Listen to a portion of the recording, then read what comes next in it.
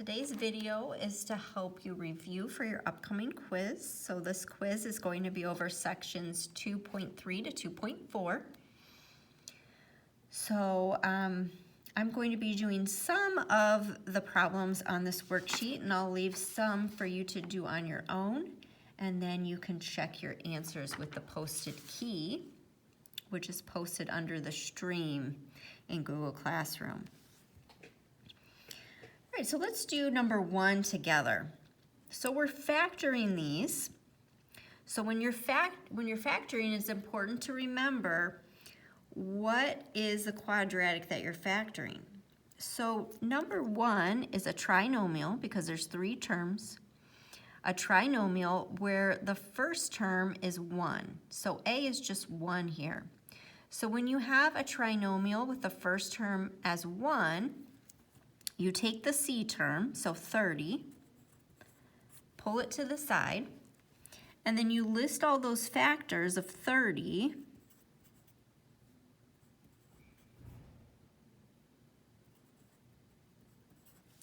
and then you're looking for the factors that add to the middle term. So the factors that add to 11. So 1 plus 30 is 31, this is 17, this is 13, this is 11. So this is the winner here. 5 times 6 is 30, 5 plus 6 is that middle term 11. So once you find that set of factors, then you're ready to write your answer. So you take the square root of the first term, so the x squared. So square root of x squared is just x, so x and x. And then you fill in your other factors, so 5 and 6. And that is your final answer. So that's how you'll do number 2 and number 3, because those are trinomials where a is 1. Let's look at number 4. So number 4 is also a trinomial, but this time a is not 1, a is 2. So any time that this a term is anything other than 1, you're going to do the method that is appropriate for that. So the method that you use when a is not 1 is you take the first term and the last term, so 2 and negative 21, 2 times negative 21 equals negative 42.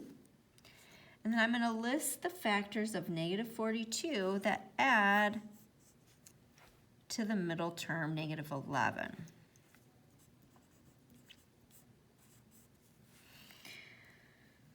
So I'm going to save myself some time, and I'm just going to try the ones that I think are going to get me close to negative 11. So probably like negative 2 times 24, that doesn't work. What about 3? 3 times 14. Oh, that could be promising. And it has to be negative, so one of these has to be negative. So if I do 3 times negative 14, that gives me my negative 11. So there we go, there's my answer. 3 times negative 14 is negative 42, but 3 plus negative 14 is negative 11, and that's my middle term I was trying to get. So now with this factors, 3 and negative 14, I'm going to replace my negative 11 with 3 and negative 14. So I'm going to do 2, I'm going to bring down this 2q squared, and then I'm going to put the negative 14 next to the 2, and then the 3 next to the negative 21. And the reason why I did that is because my next step is to find the GCF of each group. And if I would have put 3 next to 2, 2 and 3 don't have a GCF, but 2 and 14 have a GCF. So the GCF of 2 and 14 is 2 and they both have a q, so I'm going to bring out that q as well. Then I'm left with q minus 7. Then I'll look at this, 3q minus 21. GCF would be 3, so I'm going to take out a 3, and I'm left with q minus 7. So at this point, your parentheses should be the same, q minus 7, q minus 7. If they're not the same, then something went wrong. You need to start over and find your mistake. But at this point now, I'm going to write that common factor. So q minus 7. And then my next factor is what's left over. So 2q plus 3.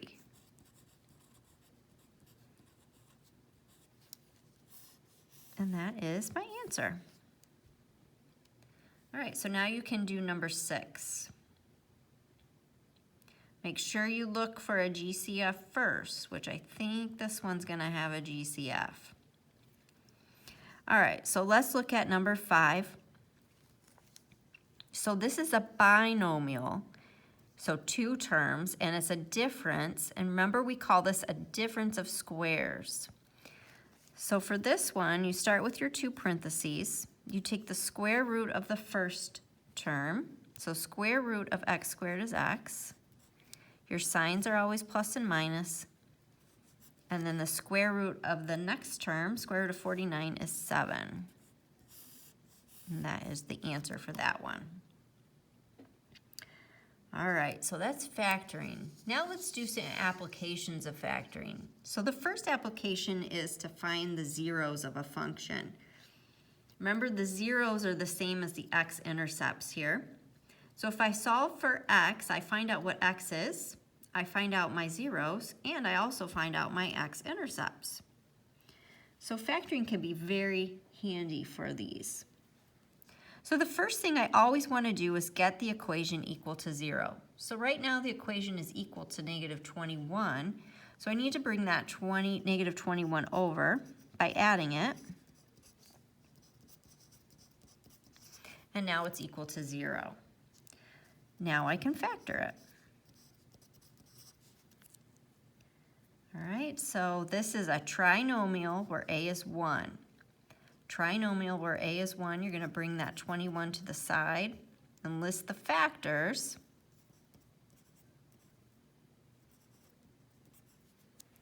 And I'm looking for the one that adds to negative 10. Well, 3 plus 7 is 10, but it's not negative 10. So what I can do is I can make these both negative. Negative 3 times negative 7 is still positive 21. But when I add them, I get that negative 10 that I'm looking for. Then I'll take the square root of my x squared, so that's x and x, and then I'll just fill these in. Minus 3, minus 7. But I want to figure out the zeros. So to do that, I'm going to set each factor equal to 0. So x minus 3 equals 0, and x minus 7 equals 0. Now I can solve for x. So I'll add 3 to both sides here. So x equals 3. Add 7 to both sides over here. X equals 7. All right, you can do number 8. So number 9 says solve the equation. So it's the same method as finding the zeros. We're still solving for x. It needs to be in standard form. So I'm going to bring these over to this side. And the reason why is if I subtract the x, I get a negative x squared. And I can't factor that as easily as if it's positive. So I'm going to bring these over this way. So I have 0 equals x squared minus 10x plus 24. Now I can factor it. So I'm looking for the factors of 24 that add to negative 10. That would be negative 4 times negative 6. Negative 4 times negative 6 is positive 24, but they add to negative 10. Now set each factor equal to 0. So x is 4 and x is 6. All right, let's look at number 10.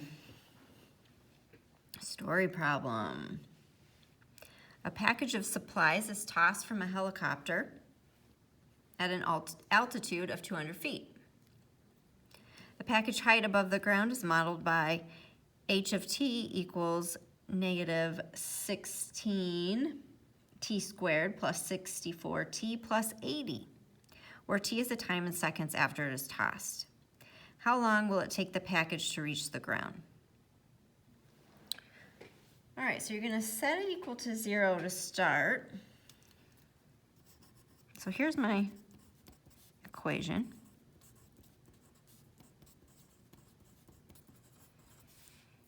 First of all, this should say 80. Doesn't really change the problem, but that should say 80. Okay, and then down here, what are we talking about? How long will it take the package to reach the ground? So if the package is on the ground, that means the height is 0. So we're going to set it equal to 0.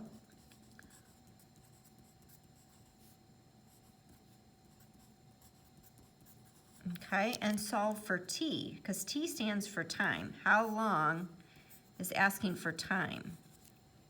So we need to solve for t here. So first you want to find the greatest common factor, which would be negative 16. So you'd pull out a negative 16 first. Okay. And then after you take out your GCF, you can continue to factor. So the t squared would be t. And then the factors of negative 5 that add to negative 4 would be negative 5 times positive 1. Now I can set each factor equal to 0.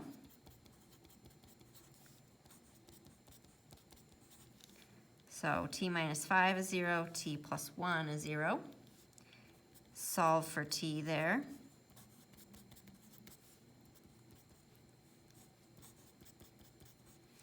So I have two possible answers. T is 5 or t is negative 1. Now let's think about this. We're talking about time. So one of these answers doesn't make sense. I can't have a negative 1 second. So here's my answer, 5 seconds. So it's going to take the package 5 seconds to hit the ground at 0, the height of 0.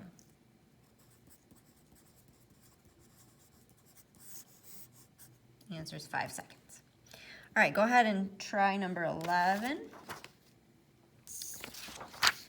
Let's look at the backside. Okay, number 12. Identify the intervals on which the function is positive and negative. So the first thing you need to do is find the x-intercepts, or the zeros. So we're going to set the equation equal to 0. And then we can factor it. Factors of negative 4 that add to 40, that add to negative 3. Well, that would be, let's see, 5 times 8, and I want it to be negative 3, so 8 needs to be negative. So x plus 5, x minus 8. Set each factor equal to 0. And solve for x. So now I have my x-intercepts here.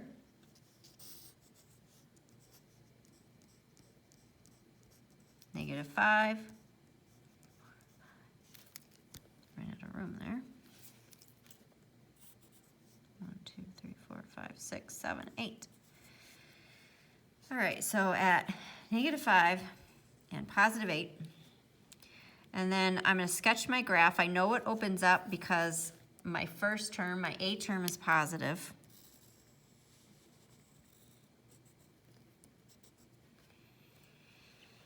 All right, so positive and negative intervals. Positive, negative.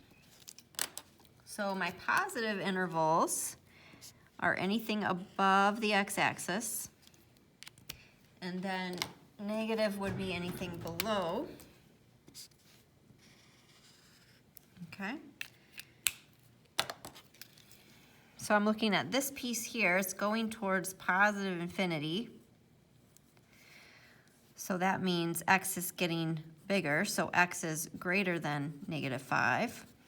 Or over here, it's going, oh, sorry, that would be negative infinity. So this would be less than.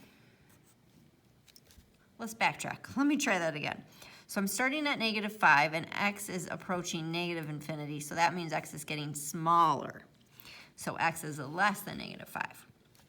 Over here, it's approaching positive infinity, so x is getting bigger. X is greater than 8. And then my negative interval is from -5 to 8, and it's everything in between. X is everything in between 5 and 8. So you smush it together like that. -5 less than x less than 8. All right, now you can do 13. All right, let's get into the imaginary number section. So number 14, use square roots to solve. So square root both sides here and here. Square root of x squared is just x. And then this would be the square root of 81i. So you take that negative, make it positive, stick that I on the end there. And then the square root of 81 is plus or minus 9. So that would be your answer there. All right, you can do 15. 16 is adding, find the sum. So this, we're just combining our like terms. So 2 plus 4 is 6. 4i minus 1i is positive 3i. Make sure it's in that form a plus bi. Subtracting. So first thing you need to do is distribute the negative. Always distribute the negative first. So that changes the signs of here. So -8, positive 5i. Now you can combine your like terms. So I have 3 minus 8 is -5. And then -5i plus 5i just equals 0. So my answer is just -5. All right, multiplication. So this would be a FOIL problem. 1 times 6 is 6. 1 times -3i is -3i. Inside terms would be 30i. Then last terms would be -15i squared. All right, then I'm going to replace my I squared with -1.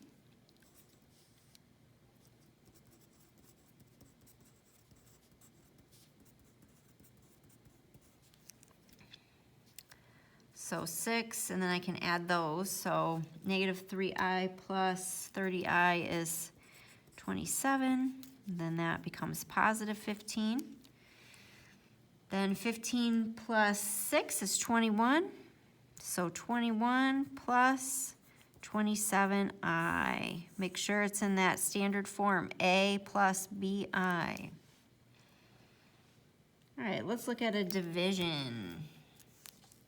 So when you're finding the quotient, when you're dividing, you need to find the conjugate of the denominator. So that would be 2 minus 4i.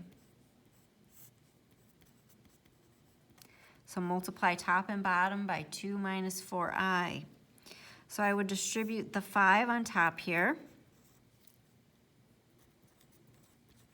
Then I'm going to FOIL the bottom.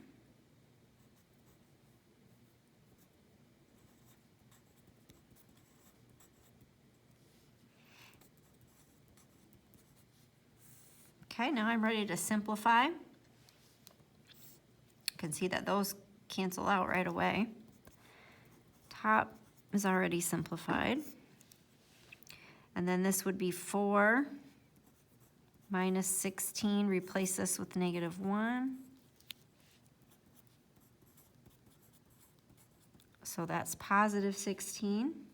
4 plus 16 is 20. Then write it in standard form. So 10 over 20 minus 20 over 20i. 10 over 20 reduces to 1/2. Those cancel out, so minus I. 1/2 minus I. All right, last thing on the quiz is factoring a sum, a different, or factor the squares of a sum. There we go. Couldn't get that out for some reason. Okay, so you can rewrite this as a difference to start. So minus a negative is the same thing as adding. And then you take the square root of the first term. So the square root of x squared is x. Your signs are always plus and minus. And then the square root of -49, that's the same thing as saying square root of 49i. And then I know the square root of 49 is 7. So 7i, 7i. That would be your answer there. Okay, you can try that one. And then check all your answers when you're done.